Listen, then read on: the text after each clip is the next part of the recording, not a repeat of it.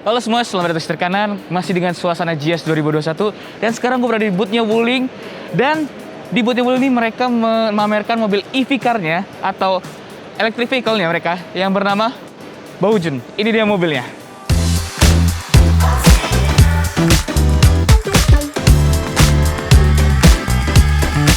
Nah, dari tampilan depannya aja ini sangat memilih lucu ya. Terlihat dari bentuknya yang seperti agak seperti kodok tapi lucu gitu loh, kesannya yang bulat dan wow, lihat ini tingginya dan besarnya sebesar ini aja.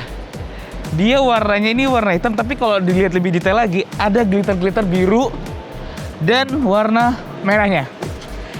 Nah, di booth Wuling ini mereka memamerkan ada mobil yang Baojun ini dan ada model yang seperti itu. Nah, yang dikabarkan pada tahun 2022 akan dijual di Indonesia, yang rumornya juga akan generasi yang baru lebih dari yang ini. Jadi kita pastikan saja, semoga di tahun 2022 Wuling ini yang seperti ini aja sudah bagus, apalagi yang generasi selanjutnya. Semoga di tahun 2022 Wuling akan bisa meluncurkan mobil listriknya di Indonesia. Tampilan depannya ini sangat futuristik dan mungil dan lucu. Lihat lampunya yang kotak, ini DRL-nya, dan lampu utamanya itu sudah LED proyektor, harusnya LED proyektor, dan ada aksen warna chopper atau warna tembaga. Mungkin bisa dilihat juga atau orang mikirnya warna emas atau gold, tapi dilihat dari sini warnanya coklat seperti chopper. Nah, di sini dia ada tempat untuk pengisian baterainya. Di sini ada dua pilihan, ada yang standar, ada yang fast charging. Jadi diklaim kalau yang fast charging ini 1 jam bisa full sampai 100. Untuk dalam kap mesinnya dia hanya ada untuk master rem, dia masih pakai rem vakum biasa, dan untuk pengisian air wiper. Jadi karena ini mobil listrik ya, jadi nggak ada komponen-komponen lain, nggak ada radiator, jadi hanya untuk rem dan air wiper aja. Dan di desain bawahnya juga ada aksen juga ini, warna chopper. Di sini lampu sennya.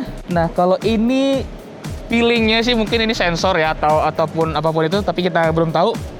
Nah, lihat di bentuknya ini bulat melengkung dan bulat melengkung ke atas juga. Jadi memberikan desain yang enak dilihat dan enak dipandang gitu. Jadi nggak ngebosenin untuk mobil sekecil ini. Lalu dia kacanya melengkung dan lebar. Jadi untuk visibilitas di mobil ini sangat luas banget.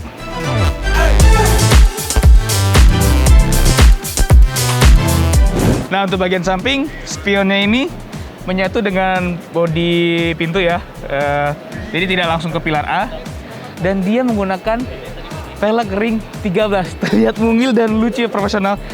Dengan lebar 155, tebal 70, ring 13. Warnanya juga sama seperti warna aksen depannya, warna chopper atau tembaga, ataupun orang bisa bilang warna gold. Dan dia dan sudah yang ventilasi atau disc brake. Nah, di samping juga dia juga ada aksen warna black matte dan ada choppernya juga di sini di moldingnya. Depan belakang ternyata juga sudah rem cakram ya, sudah ada ventilasi brake. Dan ini kerennya nih, handle pintunya mirip model GTR ya, yang modelnya tarik begini. Padahal ini mobil listrik loh. Jadi memberikan kesan mobil listrik kecil tapi juga keren. Kacanya juga lebar, mengotak begini. Nah, yang hampir mungkin 3/4 dari bodi mobilnya ini. Dan kita lanjut ke bagian belakang. Bagian belakangnya tak kalah keren dan menariknya seperti bagian depan. Desainnya nih, ini lampu LED barnya, stop lampnya, kiri kanan. Dia nggak pakai ada antena, jadi mungkin sudah teknologi lebih canggih. Di sini ada emblem Kiwi EV. Di bagian sini tulisan Chinese saya nggak tahu apa, dan cara bukanya lucu nih. Nah, dia tidak ada tempat space bagasi karena ini sudah kepake row kedua dengan kursi. Dia sudah dari rear di sini dan nggak terlalu berat juga ya. Nah, serta di bagian bawahnya tadi kalau misalnya pintu tutup, ini lampu fog lamp atau reflektornya mati, tapi kalau dibuka dia menyala. Sama seperti bagian depan juga ada aksen warna chopper atau goldnya di sini, dan ada sensor 2 buah yang rapi nutup ke bagian bodinya. Overall untuk eksteriornya ini, Wuling EV Kiwi ini sangat unggul dan lucu. Berbanding beda dengan Mercedes yang Smart Fortwo yang desain itu mungkin seperti ada bumper depan ada seperti mesin, tapi ini enggak karena di electrical. Dan mungkin seukuran sama Morris ya, Morris yang mini Morris yang masih benar-benar kecil banget. Jadi ini mobil cocok untuk di jalanan Jakarta. Langsung kita lanjut ke bagian interiornya.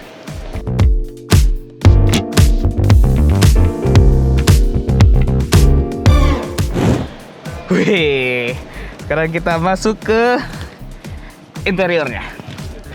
Nah, di interiornya ini kita review bagian door trim.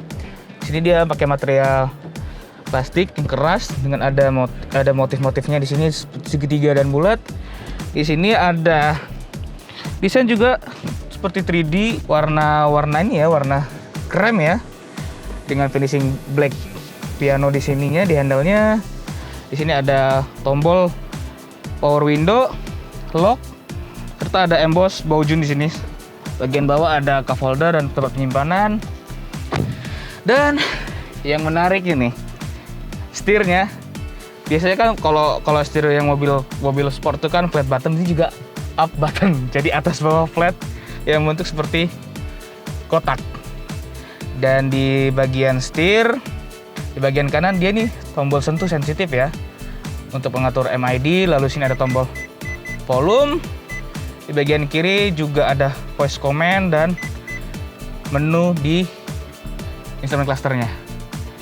Dan instrumen clusternya ini lucu ya, seperti tablet ya. Ini digital semua. Ada pemberitahuan baterainya, terus kecepatan, dan ada mapnya di sini. Nah, yang lucunya lagi di desainnya ini, biasanya kan kalau mobil itu mengarah ke driver, ini malah mengarah keluar. Jadi kalau di sisi kanan dia ada tombol untuk AC, rear spoiler dan front spoiler, ventilasi. Ini untuk mengatur blowernya, ini untuk mengatur suhunya. Di bagian sini ada 2 buah USB port, card holder, dan tempat penyimpanan. Bentuk ventilasi AC-nya nih, kotak kecil gitu ya. Kiri kanan ada. Bahan material dashboardnya ini plastik. Di sini juga ada motif seperti di door trimnya, kotak-kotak begitu, seperti rajutan. Dan di sini tidak ada laci, dan di sini tapi dikasih cantelan 2 buah untuk tempat belanjaan ya. Dan di bagian kirinya ini dia sudah pakai electric parking brake dan auto hold, dan ada tombol tidak terpakai di sini. Ada ventilasi juga di sini. Serta di bagian kiri bawah driver, karena ini setir kiri, dia ada pengaturan kaca spion dan leveling headlampnya. Nah, di atas karena di sini tidak ada tempat, jadi taruh hazard bagian tengah. Ada untuk lampu membuka pintu serta lampu bacanya di tengah ini. Spionnya ini benar-benar kokoh ya, solid. Jadi kayak tegak langsung gitu, harusnya sih udah auto dim ya ini. Dan duduknya pun kursinya dia bahan kulit dengan ada aksen juga warna seperti di depannya. Serta dia ini yang nyatu sama jok dan headrestnya nyatu.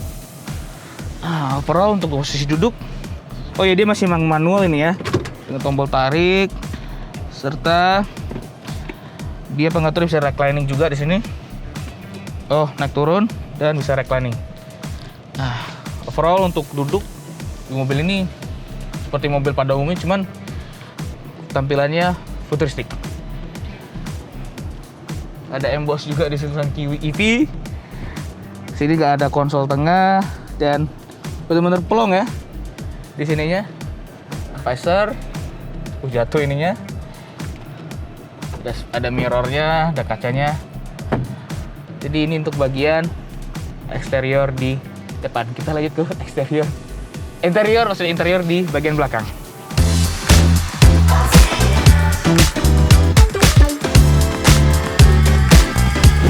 Oke, posisi di belakang ini benar-benar sempit, nggak cocok untuk orang dewasa.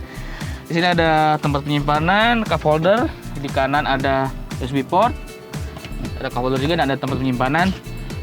Serta juga sudah disediain seatbelt 3 titik di belakang. Sudah support ESOFIX dan ada headrestnya ya. Tapi ini diperuntukkan untuk anak kecil atau barang kalau bisa, karena mobilnya tidak enak tuh perjalanan jauh untuk orang dewasa. Oke, itu aja. Kita keluar dulu.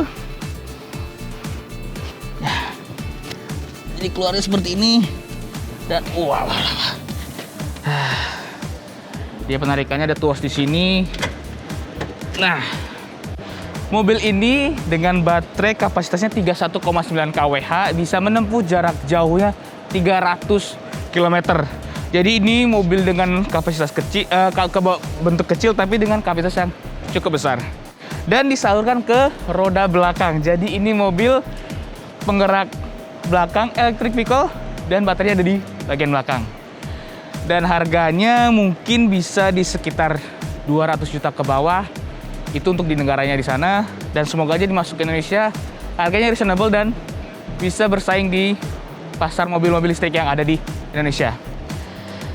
Nah, tenaganya yang dihasilkan ini 53 PS dan torsinya 150 Nm. Jadi untuk mobil kecil ini nggak perlu gede-gede ya, dan top speednya hanya ditempuh 100 km per jam saja.